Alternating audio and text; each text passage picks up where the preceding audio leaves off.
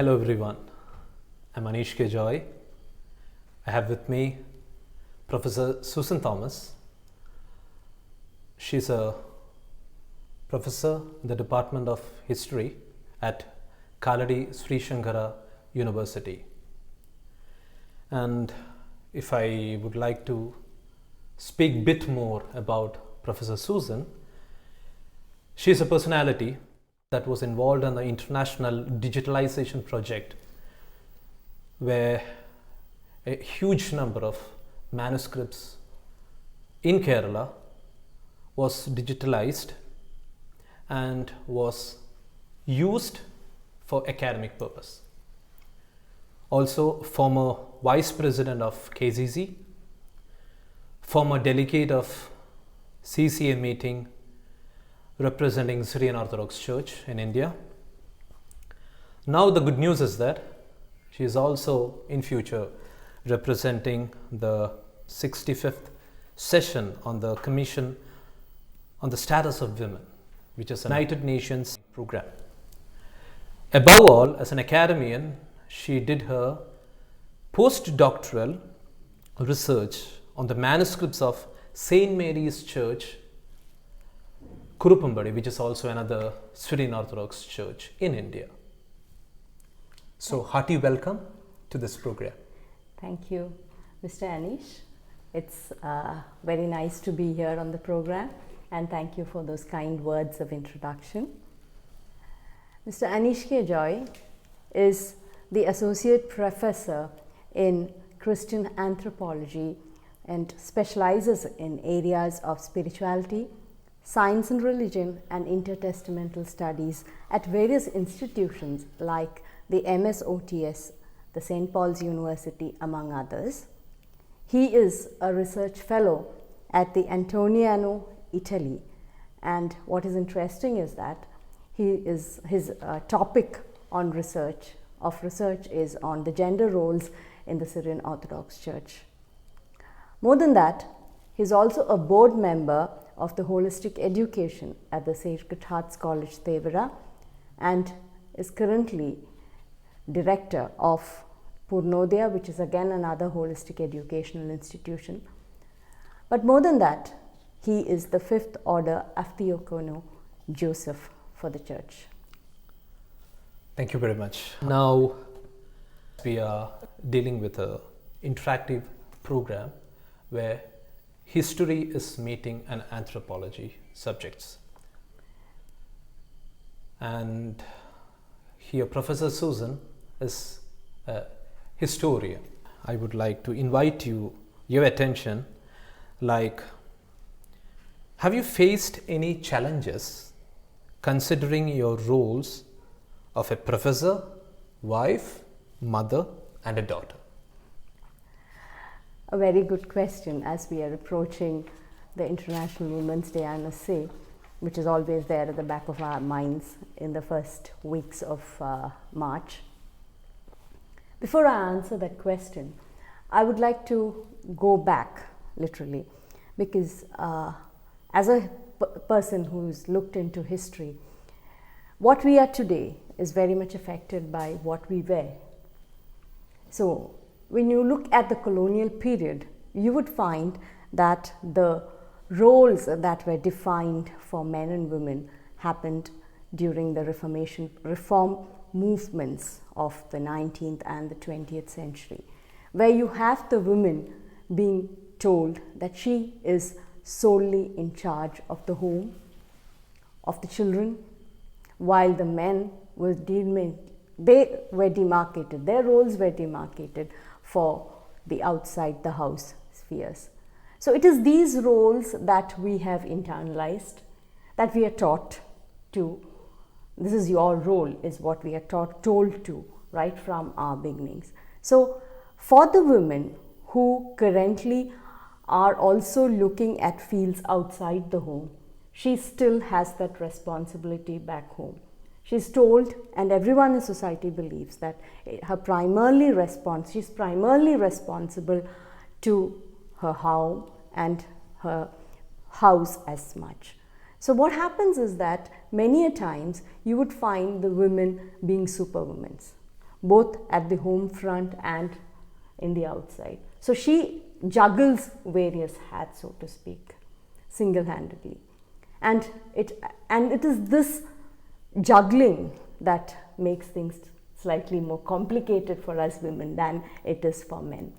So as a woman, as a professor, as a mother, as a daughter, what I find is that these roles are things that I have to juggle always. And many a times, even now, you would find that when the people in the house help out the women, it makes her life easier for her. So if only you have that support of your partner, and if only a partner complements each other, will the women be able to do their jobs much more easier and gain her rightful place in the sun. But many a times what we see is that women is solely entrusted to this, and she is pulling that burden on her shoulders all alone. But I was fortunate, I think, in that aspect, because I was able to get the help of the family. But it is these roles that I was always difficult for me, in the sense, balancing it out is what is a problem most of the time. That's nice, actually. You are kind enough in the sense, and lucky enough to get a wonderful family. Now, commenting on your response, I would say, like, with the upcoming International Day for Women, it's high time to redefine the roles of women, I would say. Not just in the family, but in the society as well. And this redefinition or redefining of the roles of women should happen, I would say personally, from childhood onwards. When you teach. Yeah. Can I interrupt Please. there? I would talk about redefining the roles of not just women, redefining the role of men as well. Wonderful. That is what is more important, because our roles have been redefined by times. We are told to go for the sky, literally, go out, go to work, do this, do that. But the men also have to be told that, okay, you are also part of the family. It is also your responsibility to see that things are shared equally. That's true. I think you, more than redefining the roles for women, I think you need to redefine the roles that each one plays in the household.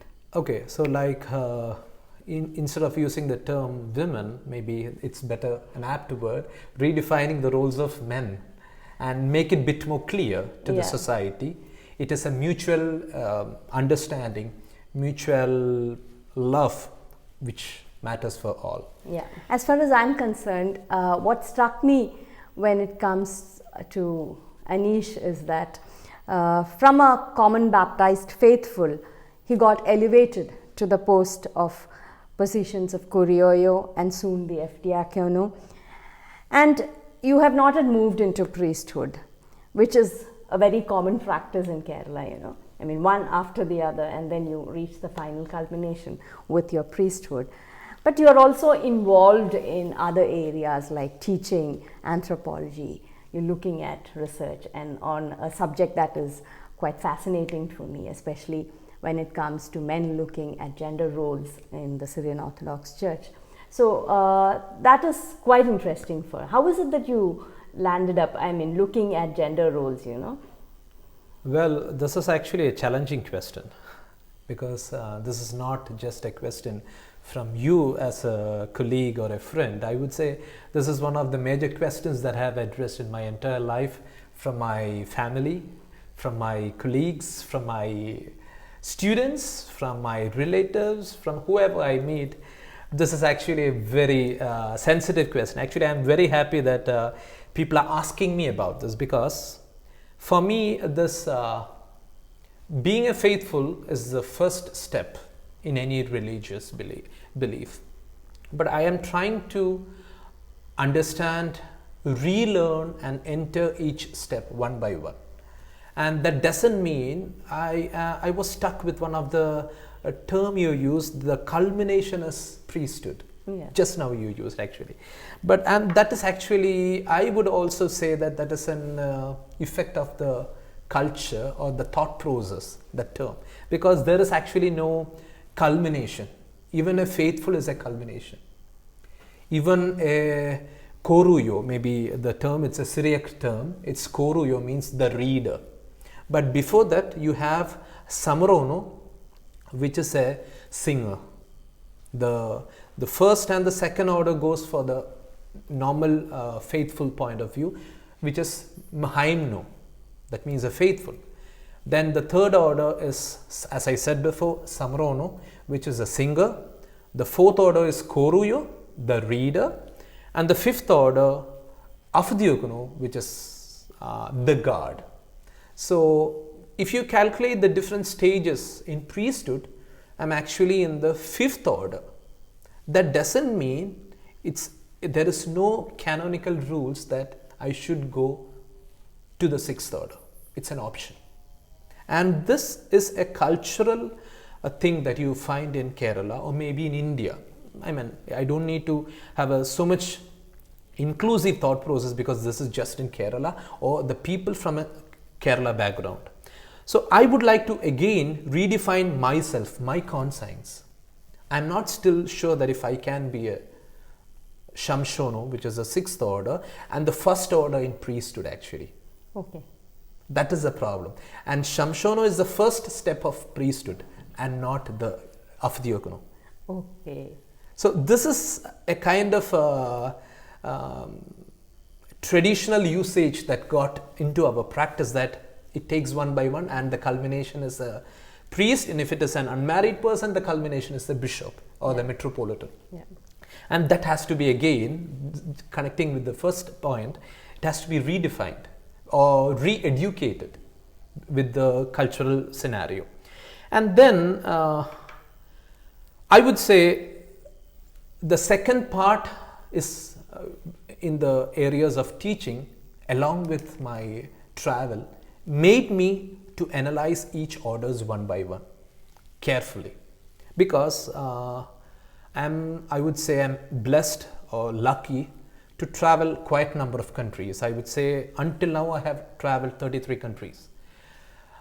It's not because I have money, it's because of a part of my job, part of my studies I traveled. And all these travel made me to feel that I am still a student.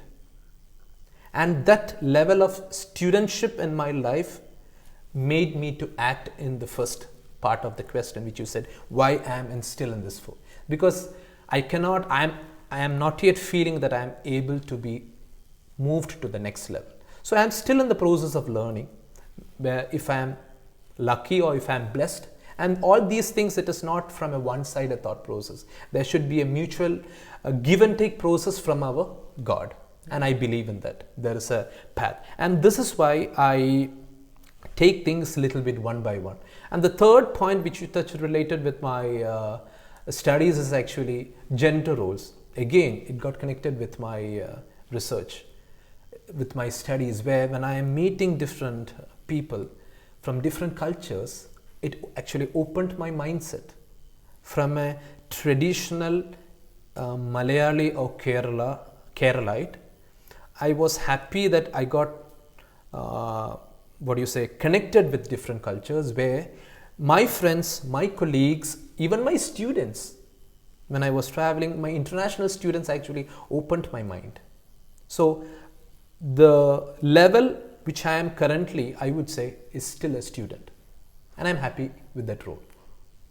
Yeah, I'm just reminded of the two adages that we often hear, we are a student all our lifetime. Definitely. And if you have that attitude, you go far, and travel always broadens one's horizon.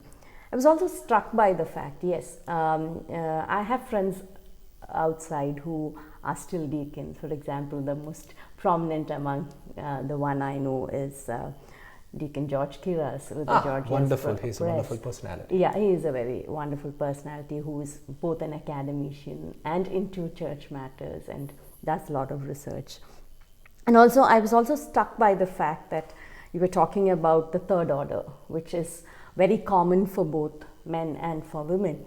And what you would see is that it is not, right now at least, we know that there are ordinations for women, but that's not very common.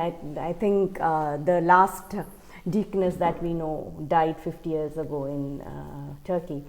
But still, even when I look at the Synod of Diemper decrees, I was really struck by this decree where, it was the time when the Catholics decided that they should not have priests who were married. Priests had to be unmarried. And you have the decree whereby they the injunction is said that the women of the priest have to give up their position. They have to give up the cross that they had, the insignia of the cross that they wore. So probably they had special powers, especially when it came to adult baptism and anointing of the sick and all that. That was where, when the church needed the women, the church gave them the opportunities. And of course, as those things those opportunities were no longer there, it sort of faded their way into oblivion, I think. I think that is... I would also like to add on, since you already touched the Diemper Synod and all these points, I would like to say that when you actually are participating in a lot of church denominations program, everyone talks about gender equality. And I am proud to say that, I am really proud to say that if you are trying to say the term gender equality, I would make it a bit more I would say gender justice, where our Syrian Orthodox Church is actually doing a great gender justice roles for us. Why I would say? Because we have, as you might be knowing, female ordinations which existed, just you said. We also have like the feminine form, like the priest and priestess, kashisho, kashishto, which just now I said because about the term shamshono, a deacon. We have the shamshonizo, and we have deroyo, deroito. All these liturgies are there in our church. Above all, the first change happened in Syriac tradition is more afraid in his initial, I would say 3rd, 4th centuries. He bought the singers, female singers, choir, where they were given the role of samrono. So all these happened not in the 21st century, or maybe in the centuries before, when we were not even thinking about gender roles. So actually it is there in our tradition, it is there in our liturgy, but unfortunately, including me, we are a bit lagging behind in giving them justice in the roles. Let's hope that in future that's nice, actually. We would have more gender roles in the church. Yeah. By the way, let me just make a small comment on the previous statement. Actually, 50 years back it was actually kashishto. Maybe we spoke about that, but maybe it was confused with the term deaconess. Yeah. Thank you for that. Now it's actually something in your main area, history. Like from my small readings related with my academics, most of the books, especially historical books, were written by actually men. And there is a funny usage that I've heard many places, and I would like to request your comment on that. Like, his story is history. How do you, what do you say, as a historian or as a female historian, I would like to know your comments on that. Well, if you had told me that most of the books were written by men, maybe 20 to 50 years ago, I would have said yes. Okay. At that point, because as I told before, they are more free to pursue their own academic interests. Okay. They have no problems with mobility. They're free to, go wherever for their work, do their references without really affecting their familial life, so to speak. But now it's different. You would find a lot of women historians writing. In fact, one of the most foremost historian as far as Indian history is concerned is Romla Thapar. She's a woman, a widely respected person. 100%. And then you have Upendra Singh. I mean, they're just one or two that I can just point out. So we are now more in the tribe. We have made our presence felt. Back in action? We were always there. I mean, yeah. No, I wouldn't say back in action, but we are definitely there. We are a voice that is counted. And we have made our presence felt not just in the form of books, but also in new areas that have come up. We have looked at gender histories, we have looked at histories from the margins, from the subalterns, from the sides, the Dalit history, and everything. I mean, so in that sense, history has become more inclusive. We have everyday histories that we have women writing about, and where you have diaries of women coming up. I mean, lots of these works are there in the subject. So in that connection, even in the church, for example, as you mentioned, Susan Ashbrook. Okay. She's the one who brought our attention back to the choir girls. In the case of Kerala, you have Susan Vishwanath. Yeah. I wouldn't put myself in that league, but still, I've also looked into the histories. As you said, my postdoctoral research was on the manuscripts in the Kurukumbadi church. So I've also done my little bit, and even my colleagues are mostly women, so probably we are there. It's not as if we are not there. You can't write us off. We are there in full force. Like, I would like to comment things from one current scenario and also from a biblical point of view. First, let me take it from a biblical point of view, like especially in the Sunday schools or in our liturgies, most of the creation story, like most of the points connected with creation stories is connected with Genesis chapter 2, where women came from the rib. But it's so sad that Genesis chapter 1 verse 26 and 27 is very clearly saying about God created men and women on the same day, which is totally like neglected, or no one wanted to touch that area. And something funny in connection with that I would like to say is that when I was actually studying and working in Italy, I got some time to interact with the UN department, and some of the colleagues, seeing my background related with gender studies, they asked me, how can a man talk about gender equality? That too, it was a female personality who is dealing with gender department and UN said this comment. I was so, what do you say? Struck by it. Stuck, or I don't know, how come they can even think about like that? In fact, it's a common misconception, gender is for women. Gender is for both sexes. Exactly. And most of the time, the gender stereotyping affects men also. And we are really not, we haven't looked much into it at all.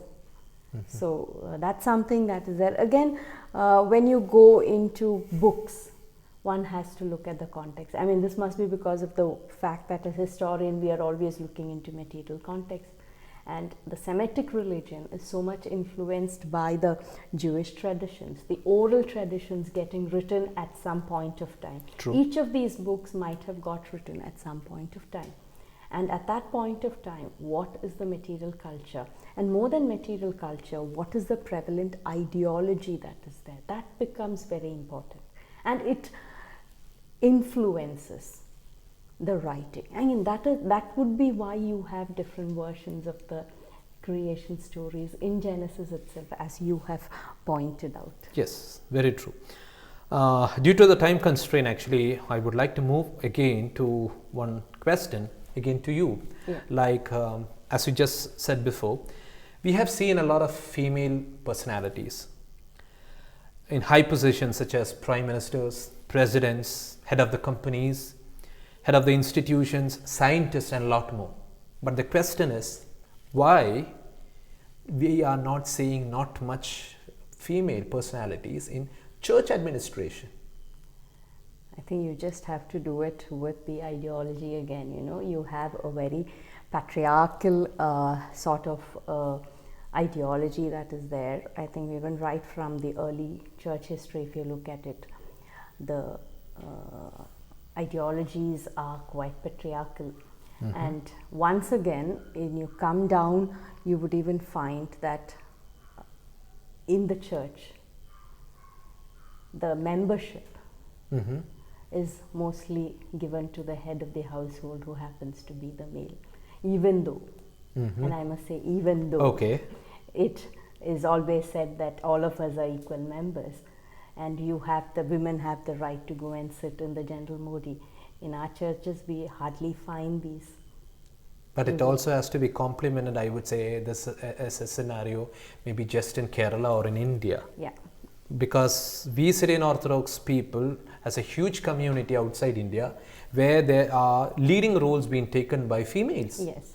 In church committees, yeah. in many church related activities. So, as you said, the context, culture probably seems to be playing Kerala, we have managed to break the stereotype. But in Kerala, I know a friend, I used to have a friend of mine, Professor Salama Verghese, who used to make it a point to go to the church general body meetings and sit. And she used to tell me, I just sit, I just ask women to come with me. She's no longer alive now. Sorry. But she used to tell me, I have asked women to come, and then the general attitude is why. And it also is the part of the conditioning that the women undertake, going through, I mean, these are areas that are not really related, that not even related, that should be your concern, I guess. So that could be one of the reasons why in Kerala this is happening, while in outside Kerala, in other countries, and even outside, as you said, in Dombivli Church and other places, you have women, which is very interesting. You have female trustees, we have had before. Yeah, but in Kerala we are yet to see. Let's hope that we make small steps we towards have hopes it. in people like you. Yeah, the next question that I would like to ask is, we always depict Mother Mary as someone whose main virtue is obedience, servility, submission. And that sort of a construction is there, and you can see it even in the art forms. I mean, how you depict Mother Mary. That image of Mother Mary that comes to our mind is always like that. So, and also even in the intercessionary prayers that you would see for Mother Mary, you would find that the verses that the priest chants are that the women would be the typical examples of Mother Mary in humility and submissiveness and purity and things like that. So in that sense, Mother Mary is there in the church, but she is depicted as somebody who is very silent. But somehow I would like to think of her as a very strong woman, personality as such, because probably she is somebody who gave birth to Christ in very adverse situations, saw him being crucified on the cross, and still was one of the persons who was very much there as an active advisor to the disciples, though the church or the lay people in large does not really come to know about it. So how can we sort of relook at Mother Mary? Because this is the common stereotypical images that we have for Mother Mary. Well, it's slightly, I would say, anti-question because everyone would like, as you said, it has become a common icon, like Mother Mary considered as an icon of submissiveness or humbleness. Her, I would say, only 50% of her personality has come out. Yet 50% is yet to explore and to bring out. Like taking it theologically, I would say, like every theology should start and end in our daily life. Every theology. The strong personality of our Mother Mary actually is seen in many of the females, even in our parents, sisters, wives, or daughters. We have seen that, but the problem is that they are not accepted, acknowledged, or respected in that sense. Everywhere, like if there is an issue between a brother and sister, if there is there an issue between a husband and a wife, the first counseling goes to the female saying that you are a woman, you need to obey, or you are from a female side. Look at Mother Mary. She was so loyal, so down to earth. Be like her. So we are trying to always portray Mother Mary in that angle. But on the other side, biblically, Mother Mary has a strong personality, and it is very much seen in the confidence and boldness taken to conceive a child before marriage, which was a big sin against the Jewish culture. Who took the responsibility? It was Mother Mary.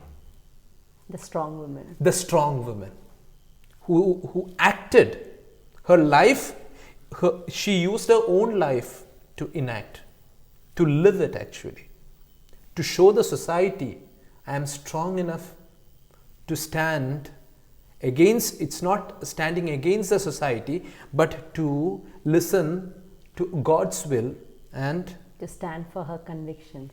Very true. And this has to be acknowledged.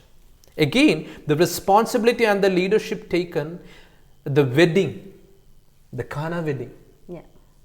She only asked her son Jesus to support. Yes. It was not Jesus who realized or identified the issue. So there is a connectivity of leadership there. Yeah. But these qualities of Mother Mary is not yet explored. I would say it is because all these things, all these interpretation, commentaries, all the hermeneutical part has been done by the patriarchal fraction. Okay. So that might have affected. That doesn't mean Mother Mary is always or should always be in the secondary position. She is primary. She is a bold character. She is a character that gave confidence to a lot of women. Yeah. Let's hope that people like you who teach in our seminaries and others are able to give this little spark of idea or thought to the younger generation of theologians who would relook at her role in our church.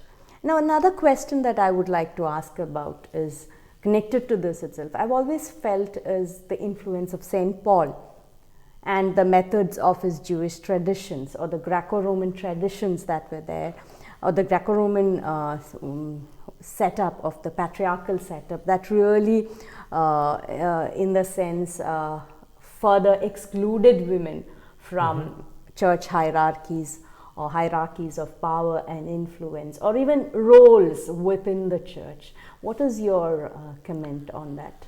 Well, I would say at some point it could be considered as a mistake of St. Paul, but I am not in a position to judge someone, but rather I would like to take or understand the character or the vision and mission of St. Paul, which is actually was concentrated to preach about Jesus, to attract more followers for his Lord Jesus.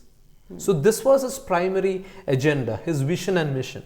So, and at the same time, as we said before, it was a Jewish and Greco-Roman world where the role of females is actually not even half of men. Yeah, you have the Jewish prayer, thank God you didn't make me a woman. And Paul being a person who was grounded in that Jewish tradition, a learned person as far as we know. right? Yeah, that's true. And also, I would like to take one statement or one sentence from Corinthians chapter 14, verse 34. Women should remain silent in the churches. They are not allowed to speak, but must be in submission as the law says. I think this is a quote that has always been used by people in the church, that, you know, this women, you should know your place in position and be in that place in position. Do not aspire for more, probably, right? Actually, this is actually contextual. Yeah. Why Saint Paul did this? Because it's purely contextual. Because the society was filled with uneducated women. And the society didn't have much value for women, especially in Jewish culture. So when he is addressing a Jewish converted Christian, he didn't want others to see that the community, the women in my church or my community is less educated. So for that reason, he just requested the women and he made it as a law, so that in Jews it is a rule, it's a system that always obey the laws. Yeah.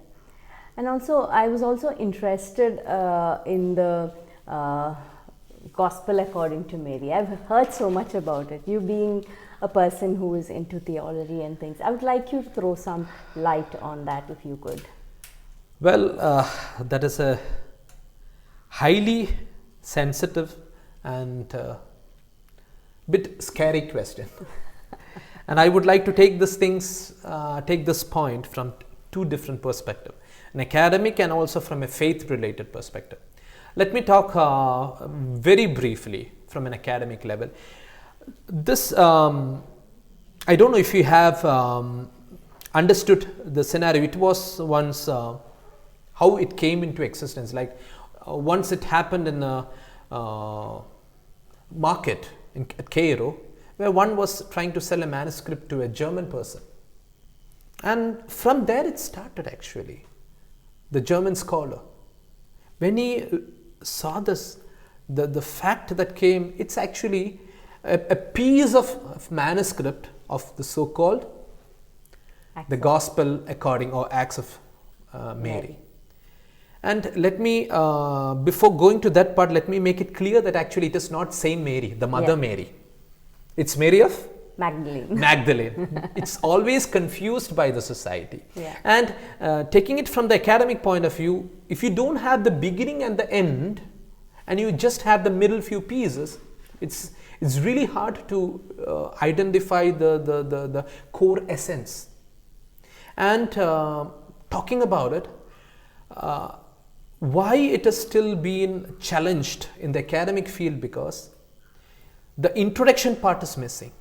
The conclusion part is missing. Only actually 30 to 35% of the manuscript is being found out, or maybe the rest of the manuscript is missing or forcefully damaged, or God knows. Yeah. So from that phenomena, what has been the plot in that small fragments would be like,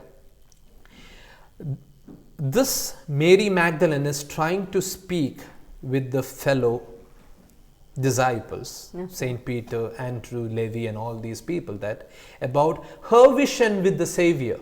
Okay. So the question that came up from the disciples, like, how can our Savior God, Jesus, can come to in a vision of a female? Yeah. That's the question. Forgetting the fact that it was to this very female that the Lord appeared after resurrection. See, that's biblical. And we try to say, whenever we are trying to portray the roles of women, we are trying to just highlight that. Just that. But we are trying to forget all these background. Yeah, we have to understand things in a perspective and a context. And above all, the point salvation was redefined. And I would like to use the exact sentence. Salvation is achieved by discovering within oneself the true spiritual nature of humanity and overcoming the deceptive entrapments of the bodily passions and the world. It's about going to oneself. Yeah. Most of the interpretation comes up with the exhortations for others, how you should be to others.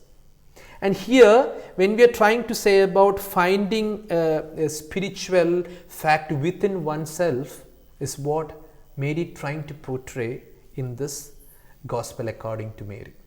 Okay, that's very interesting. And I would like to add a bit more. I would say when the questions or during these discussions that happened among the disciples, Mary tenderly kissed them all. Gospel of Mary, chapter 5, verse 4. Okay. Where, as a response to that, Peter addresses Mary as a sister. That shows they had a kind of fruitful relationship. A good fellowship. Good fellowship, which is not currently seen in our current culture. And we always say Happy Women's Day. Yeah.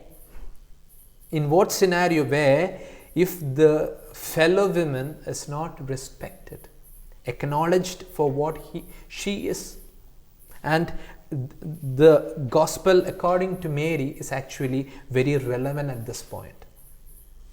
I would, from a faith related aspect, if I am addressing this, I would say even the revelation part in our Bible is not much seen in our liturgies and all these church related. Why? It's debatable. Yeah. There are a lot of interpretations, commentaries, hermeneutical approaches which is yet to be justified from a faith perspective. Similarly, since we don't have a proper solid piece of Gospel of Mary, we are not using it from a faith relative aspect. Okay. I mean, that was a very interesting discussion, especially because you hear a lot about the Gospel according to Mary, and thank you so much for that piece of information, both from the view of an academician as well as from the view of the faithful of the Syrian Orthodox Church. I hope that these discussions that we have had today, we have enjoyed having this conversation because it helped us look into our own perspectives, it helped us look into our own fields in a much broader way in the context of the Women's Day. What I would like to ask the viewers and my fellow faithful or fellow brothers and sisters is that it's not only for Women's Day that we need to come up with women related topics in our everyday life, in your own homes, in your own little spaces, be it the office, be it the playground, where you should look at the women and give us that opportunity to come up, to be ourselves, so that we are also secure. Only if you have a very comfortable relationship with both these sex or both the genders will we have a more equitable society, a more justful society.